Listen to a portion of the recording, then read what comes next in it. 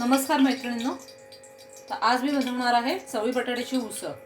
तर इथे बघा हा कुकर मी तेल घालून तापत ठेवला आहे। तेल तापलं आहे तर आता पाव चमचा राई,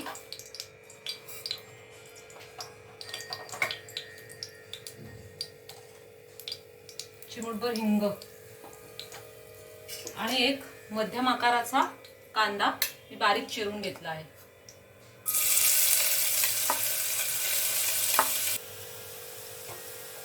कांदा परतून झालाय। एक चमचा आलं लसूणची पेस्ट आणि एक मध्यम आकाराचा टोमॅटो सगळं परतून घेऊया।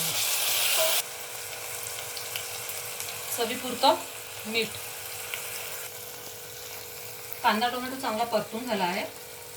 अर्धा चमचा हळद, एक चमचा धना जिरा पावडर, 1 ते 1.5 चमचा मालवणी घरगुती मसाला आणि ही चवळी बटाटा ऍड करून घेऊया।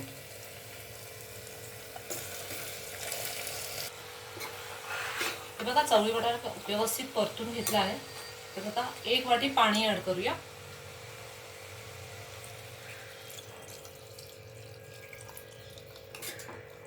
झाकण लावून 2 ते 3 शिट्ट्या करून घेऊया।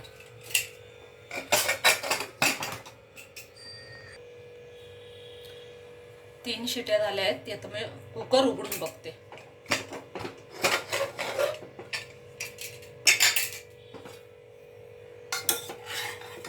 हे बघा व्यवस्थित शिजली आहे भाजी। आज मी ह्याच्यात कांदा खोबऱ्याचं आम्ही वाटप घालतो ते आज न घालता अशीच केली आहे। तुम्हाला जर उसळीसारखी हवी असेल तर तुम्ही ह्याच्यात कांदा खोबऱ्याचं वाटप सुद्धा घालू शकता। तर हे बघा आपली चवळी बटाट्याची उसळ झाली आहे। प्लीज माझ्या चॅनलला लाईक करा, कमेंट करा, शेअर करा ही रेसिपी आणि सबस्क्राईब करा। थँक्यू।